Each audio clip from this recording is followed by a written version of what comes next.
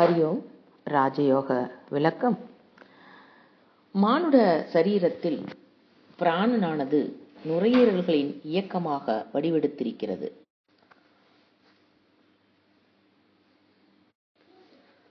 நுரையீரலின் செயல் நின்றுவிட்டால் சரீரத்தில் இயங்குகிற பலதரப்பட்ட விசைகள் யாவும் அக்கணமே ஒருங்கே நின்றுவிடும். ஆனால் பிராணாயாம நிபுணர்கள் சிலர் இருக்கிறார்கள்.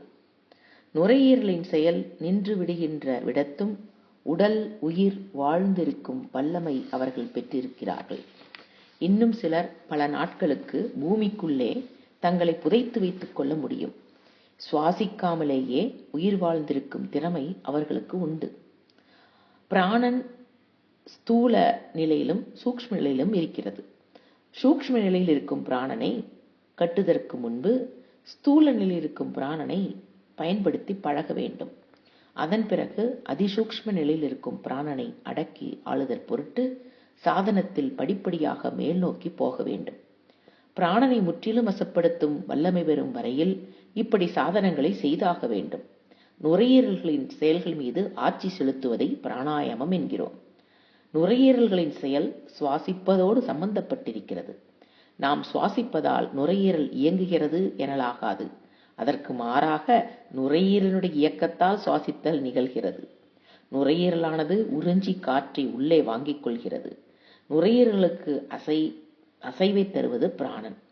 நுரையீரல்களின் அசைவு காற்றை உள்ளே வாங்குகிறது. எனவே பிராணாயாமம் என்பது சுவாசித்தல் என பொருள்படுவது இல்லை. நுரையீரலிடத்து அசைவை உண்டு பண்ணுகிற தசைகளை அடக்கி ஆளுவதற்கு பிராணாயாமம் என்று பெயர். தசையில் ஒரு வகை வலிவு இருக்கிறது. நரம்புகள் வாயிலாக அந்த வலிவானது நுரையீரல்களை எட்டுகிறது. அதன் பிறகு அந்த நுரையீரல்களை பொருத்தமான முறையில் இயங்கச் செய்கிறது. அப்படி நுரையீரல்களை இயங்கச் செய்கிற சக்தி பிராணன். பிராணாயாம சாதனத்தின் மூலம் இந்த பிராணனை கட்டி வசப்படுத்த நாம் பழக வேண்டும். பிராணன் வசப்பட்டு விட்டால் சரீரத்தின் பலதரப்பட்ட செயல்கள் எல்லாம் நம் வசத்தில் வந்து கொண்டிருக்கின்றன என்பதை நாம் காண்போம். சரீரத்தின் ஒவ்வொரு தசையையும் வசப்படுத்தி காட்டிய மனிதர்களை நாம் பார்த்திருக்கிறோம். அவர்கள் அப்படி செய்வதில் வியப்பென்ன இருக்கிறது?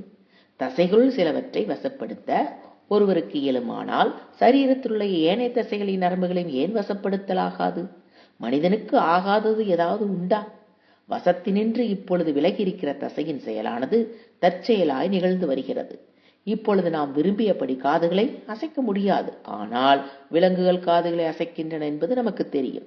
அச்செயலை நாம் நிறுத்திவிட்டதனால் காது நம் வசத்தில் இப்போது இல்லை. பழக்கத்தால் பழைய செயல்களை நாம் புதுப்பிக்கலாம். உடலிலே அசைந்து கொண்டிருக்கும் உறுப்புகளில் சில இப்பொழுது அசைவு அற்றவளாகிவிட்டது.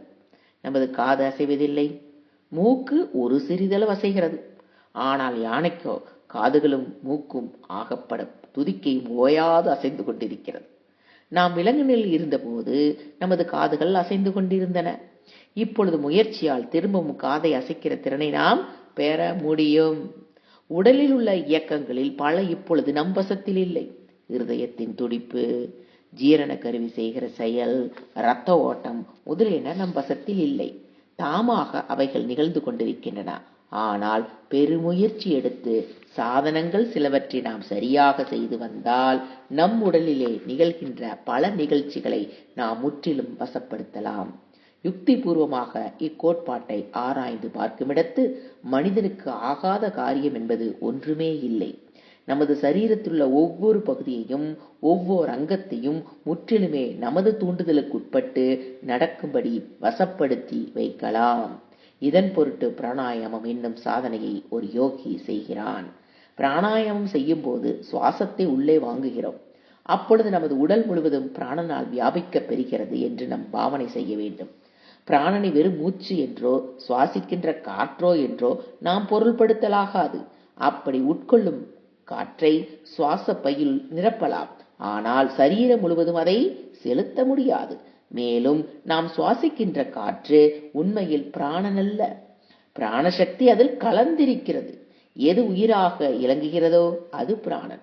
காற்றினிடத்திலிருந்தும் உண்ணும் உணவிலிருந்தும் நம் சரீரம் பிராணனை வாங்கிக் கொள்கிறது. எண்ணெய் ஏற்று விளக்கானது சுடர்விட்டு எரிகிறது. அதே விதத்தில் அன்னம், நீர், காற்று, ஆவி ஆகியவிடமிருந்து நம் உடலானது பிராணனை ஏற்று வாழ்ந்திருக்கிறது. இந்த பிராணசக்தி நம் உடலெங்கும் நம் ஓங்கி விழுந்திருக்கும்படி நாம் எண்ணுங்கால் நம்மிடத்து பிராணாயாமம் நிகழ்கிறது. பிராணனை பற்றி ஆழ்ந்து எண்ணி அது உடலெங்கும் வியாபிக்கும்படி செய்வதன் மூலம் உடல் முழுவதையுமே நாம் வசப்படுத்தி வைக்கலாம். உடலானது நோய்வாய்ப்படுகிறது, மனதிலே துயரம் தோன்றுகிறது. சரியான பிராணாயாமத்தின் மூலம் நோயின் வேகத்தை தணிக்கலாம், அதை அகற்றலாம், புதிய நோய் வராது தடுக்கலாம். பிராணாயாமத்தின் மூலம் மனதில் உள்ள சஞ்சலங்களை எல்லாம் அறவே அகற்றிவிடலாம். யோகி ஒருவன் தன்னுடைய உடல் என்று எதை அகங்கரித்து வைத்திருக்கிறானோ அதை முற்றிலும் அடக்கி ஆள தெரிந்து கொள்வது ஒருவித யோக சித்தி. அப்படி தனது உடலை அடக்கி ஆள கற்றுக்கொண்டான பிறகு சரீரத்தை கட்டி ஆளுகிற திறமையை அவன் பெறலாம். பிரபஞ்சம் முழுவதும் ஒரே பிராணன் வியாபித்திருப்பதால் உண்மையில் என்னுடைய உடல் என்றும் உன்னுடைய உடல் என்றும் வேற்றுமை இல்லை. எங்கும் வியாபகமாக உள்ள பிராணனின் ஒரு பகுதியை அடக்கியாள தெரிந்து கொள்கின்றவன் மற்றொரு பகுதியும் அடக்கியாள வல்லவனாகிறான். இவ்வுலகை பற்றிய மற்றொரு உண்மையை நாம் நினைவுக்கு கொண்டு வர வேண்டும். நல்லது கெட்டது ஆகிய யாவும் ஓரிடத்திலிருந்து மற்றொரிடத்திற்கு பரவுகிற பாங்கு உடையவர்களாகவே இருக்கின்றன. ஒருவனுடைய உடலிலே ஒரு வகை விசை ஓங்கி இருக்குமானால் அதே விசை இன்னொருவனுடைய உடலில் தோன்றுவது இயற்கையின் இயல்பு. உதாரணமாக, ஒரு மனிதன் உறுதியான உடல் படைத்தவனாக இருக்கிறான். அவனுடைய ஆரோக்கியம் பூரண நிலையில் இருக்கிறது. அத்தகையவனுக்கு அருகில் உள்ளவர்களுக்கு அதே வலிவும் ஆரோக்கியம் தோன்ற ஆரம்பிக்கும். அவனுடைய உடல் திட்பத்தை முழு மனதோடு பாராட்டியவர்களுக்கு அதன் விளைவு விரைவில் வந்தமையும். பிறகு இதற்கு மாறாக ஒருவன் உடலிலே நோய் நிறைந்திருக்குமானால் அவன் முற்றிலும் பலவீனனாய் இருப்பானேயானால் அவனது கீழான இயல்புகள் அருகில் இருக்கிறவர்களையும் தாக்கத் துவங்குகிறது. இந்த உண்மை மனிதனுக்கு மட்டுமுறியதல்ல, ஸ்தாவர ஜங்கமங்களாகிய உயிர் வகைக்கு அனைத்துக்கும் இது பொருந்தும். பாடம் போட்டு அல்லது மந்திரித்து ஒரு மனிதன் மற்றொரு மனிதனுடைய நோயை அகற்றுகிறான். இந்த தத்துவத்தை யோக சாதனம் பயில்கிறவன் அறிந்திருக்க வேண்டும். பாடம் போடுகிறவன் தான் முற்றிலும் ஆரோக்கியங்கள் இருப்பதாக முதலில் உணர வேண்டும். அந்த உணர்ச்சியில் அவன் ஊறியவனாய் இருப்பது அவசியம். பிறகு தன்னிடத்துள்ள ஆரோக்கிய நிலையை மற்றவனிடத்து தனது சங்கல்பத்தின் மூலமாக செலுத்துகிறான். அதை அவன் சரியாக செலுத்துவாயானால் நோயாளுடைய நோய் நீங்கி விடுகிறது. பூர்வ மனிதர்கள் நோயை அகற்றுவதற்கு இந்த முறையை ஒன்றைத்தான் கையாண்டு வந்தனர். ஒருவன் கையில் உள்ள பண்டத்தை மற்றொருக்கு நாம் கொடுக்க முடியும் என்பது நம் அனைவருக்கும் வெளிப்படையல்லவா? அதே விதத்தில் ஆரோக்கியத்தை எடுத்து வழங்கும் வல்லமை மனதுக்கு உண்டு. மனது சில வேளைகளில் இச்செயலை உணர்ந்து செய்கிறது, வேறு சில வேளைகளில் தன்னை அறியாது இந்த செயலை சரியாக செய்கிறது. உறுதி படைத்துள்ள ஒரு மனிதன் தன்னோடு வசித்து வரும் மெலிந்துள்ள ஒருவனுக்கு தனது திறனில் ஒரு சிறு பகுதியை அறிந்தோ அறியாமலோ வழங்குகிறான். அதை அவன் அறிந்து செய்வாயானால் அது விரைவில் பயன் தருகிறது. அது நல்ல பலனாகவும் இருக்கும். யோக சாதனத்தில் உள்ள மற்றொரு உண்மையையும் நாம் அறிந்து கொள்வது அவசியம். பிறருக்கு ஆரோக்கியத்தை எடுத்து வழங்குவதற்கு தானே ஆரோக்கியவனாக இருக்க வேண்டும் என்பது முற்றிலும் அவசியமில்லை. தன்னிடத்து போதிய அளவு ஆரோக்கியம் இல்லாவிட்டாலும் தனது சங்கல்பத்தால் மற்றொருவனுக்கு ஆரோக்கியத்தை எடுத்து வழங்க மனிதனால் இயலும். மனிதன் ஒருவனுக்கு பிராணாயாமத்தில் அல்லது பிராணனை கட்டியாலும் திறமைகள் முன்னேற்றம் அடைந்திருந்தால் இப்படியெல்லாம் செய்ய அவனுக்கு இயலுகிறது. தனது உடல் நலன் குன்றியிருக்கின்ற வேளையில் தன்னுடைய பிராணன் திண்ணியதாக இயங்குமாறு செய்து கொள்ள அவனுக்கு இயலுகிறது. பிறகு தன்னிடத்துள்ள திண்ணிய பிராணனை தன் அயலானிடத்து வியாபகமாகும்படி அவன் தூண்டுகிறான். அது அந்த அயலானிடத்து உயர்வையும் திட்பத்தையும் ஆரோக்கியத்தையும் வழங்குகிறது. நோயை நீக்குதல் என்னும் அதிசய செயல் தூரத்தில் இருப்பவர்களுக்கு இடையிலும் இது நிகழ்ந்திருக்கிறது. இயற்கையின் அமைப்பை சரியாக அறிந்து கொள்பவர்களுக்கு பக்கம் தூரம் என்று வேற்றுமை இல்லை. ஓரிடத்தில் வசிக்கின்ற மனிதனுக்கும் மற்றொரிடத்தில் வசிக்கிற மனிதனுக்கும் இடையில் உண்மையில் இடைவெளி கிடையாது. நாம் இன்று பூமியில் வசிக்கிறோம். சூரியன் இங்கிருந்து சுமார் 9 கோடி மைல் தூரத்தில் இருக்கிறது. பூமிக்கும் சூரியனுக்கு இடையில் இடைவெளி மிக நீண்டது என்று நாம் நினைக்கிறோம். உண்மையில் ஆகாச தத்துவத்தில் சூரியனும் பூமியும் யாண்டும் இணைக்கப்பட்டே இருக்கின்றன.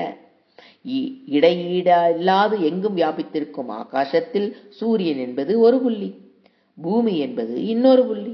இவ்விரண்டு புள்ளிகளுக்கும் வானவெளி உண்மையில் இணைக்கப்பட்டே இருக்கின்றன. ஒரு நதியில் ஓரிடத்திலிருந்து மற்றொரு இடத்துக்கு இடையில் பிளவு கிடையாது. நீர் தொடர்பு எல்லா பகுதிகளையும் இணைத்தே வைத்திருக்கிறது.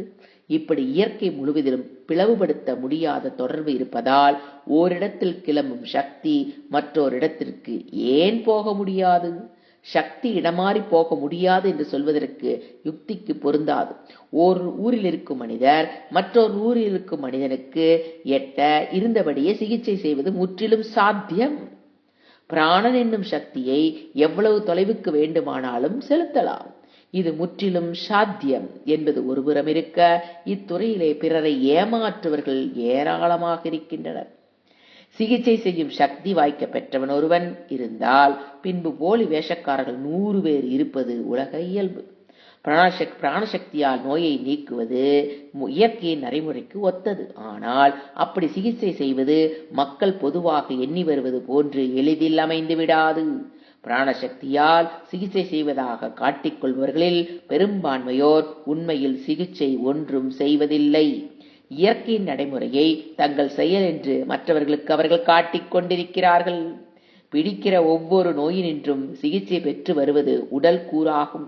அது தானாக சிகிச்சை பெற்று வருவதை மந்திரவாதிதான் சிகிச்சை செய்து வைப்பதாக இயம்புகிறான். நோய்க்கு வைத்திய முறைகள் பல இருக்கின்றன. மாற்று முறை மருத்து ஒரு விதமானது, ஒத்தாசை முறை மருத்து என்பது மற்றொரு விதமானது. மாற்று முறை மருத்து உடலையும் நோயையும் தாக்கி நோயை தகர்க்கிறது. ஒத்தாசை முறை மருந்து என்பது நோய்க்கு அனுசரணையாக இருந்து நோயை களைந்து விடுகிறது. இவ்விரண்டு வித சிகிச்சை முறைகளுள் ஒத்தாசை முறை மருந்தே உடலுக்கு கெடுதல் ஒன்றும் செய்யாது.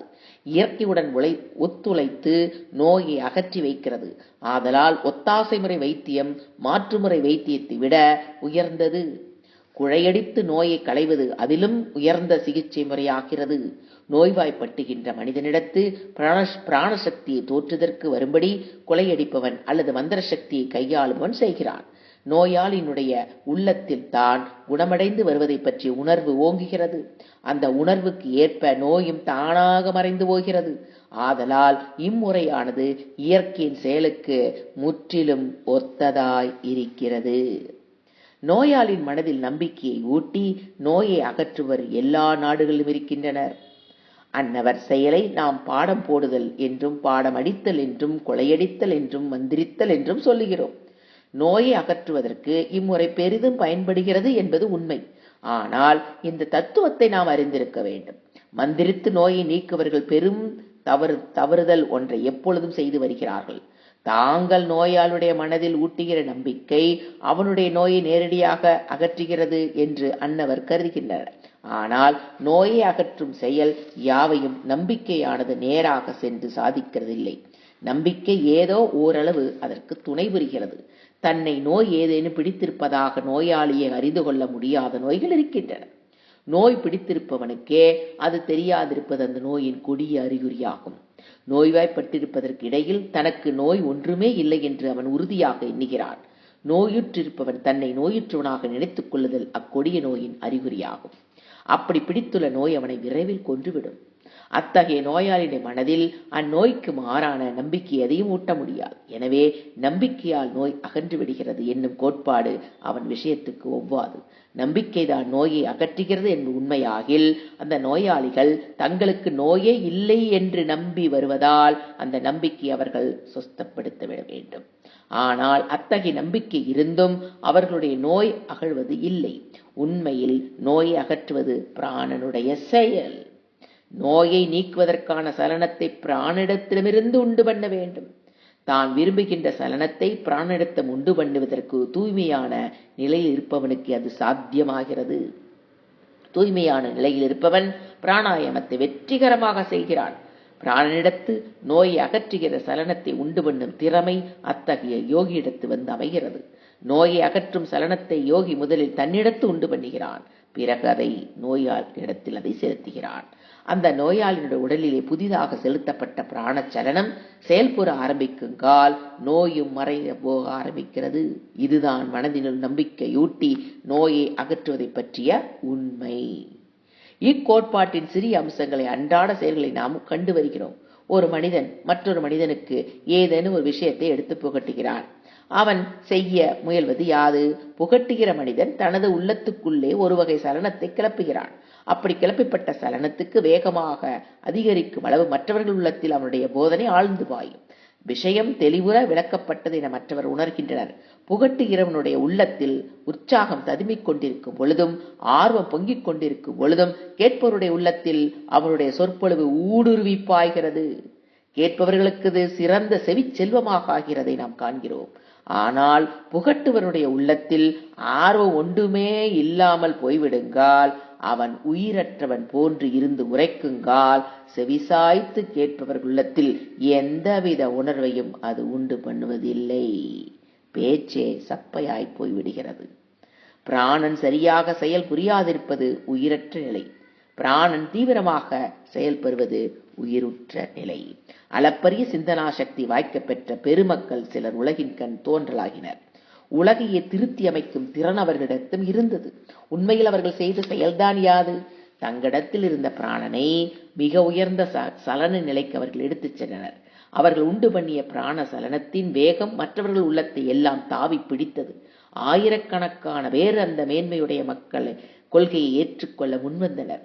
அந்த மக்களது எண்ணத்துக்கு ஒத்தவாறே உலக மக்களின் பெரும்பான்மையோனோர் எண்ணுவாராயினர். அந்த எண்ணத்திற்கு ஏற்ப நல்லியக்கத்திலும் உலகம் ஈடுபடுவதாயிற்று. மேன்மிதங்கிய ஆச்சாரியர்கள் பலர் இவ்வுலகின் கண் தோன்றலாயினர். அன்னவர்களுக்கு பிராணனை கட்டியாளுதல் அல்லது பிராணாயாம சித்தி அற்புதமாக மேலோங்கி இருந்தது.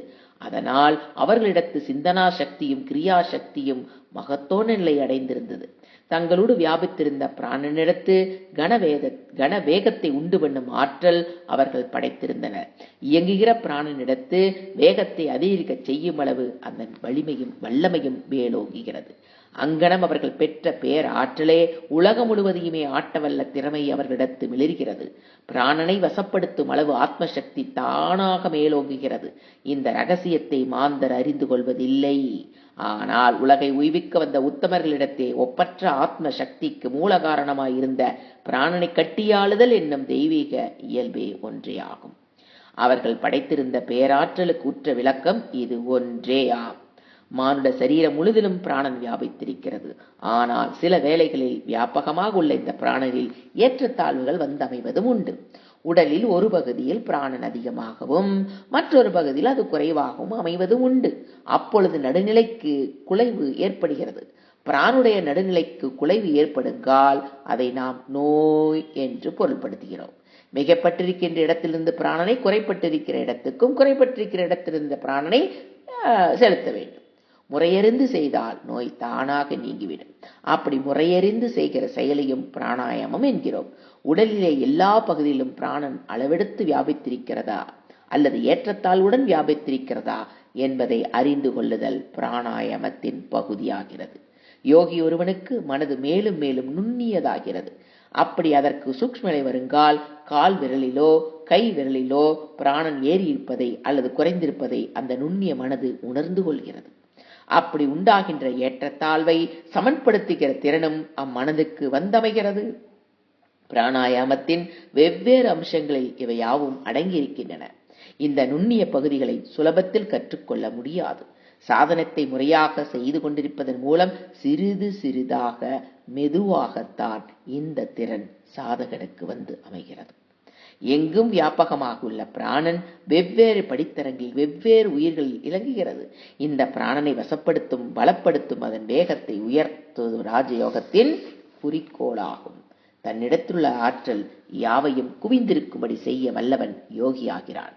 அப்பொழுது தன் சரீரத்தில் பிரசன்னமாகிருக்கும் பிராணனுக்கு அவன் அதிபதியாகிறான். மனம் ஒருமுகப்படுத்தும் பொழுதும் பிராணனும் ஒருமுகப்படுத்தப்படுகிறது. பிராணனுக்கும் மனதுக்கும் நெருங்கிய தொடர்பு உண்டு. பிராணன் என்னும் சக்தியே மனோசக்தியாக மிளிர்கிறது. பிராணனை கட்டியாளும் அளவு, பிராணனை பாதுகாக்கும் அளவு யோக சாதனத்தில் ஒருவன் மேல் நோக்கி போகிறான். ஹரியோம். அடுத்த வகுப்பில் மீண்டும் தொடர்வோம். ஓம் சாந்தி சாந்தி சாந்தி. ஹரி ஓம். ஸ்ரீ குருப்யோ நமக. ஹரி ஓம்.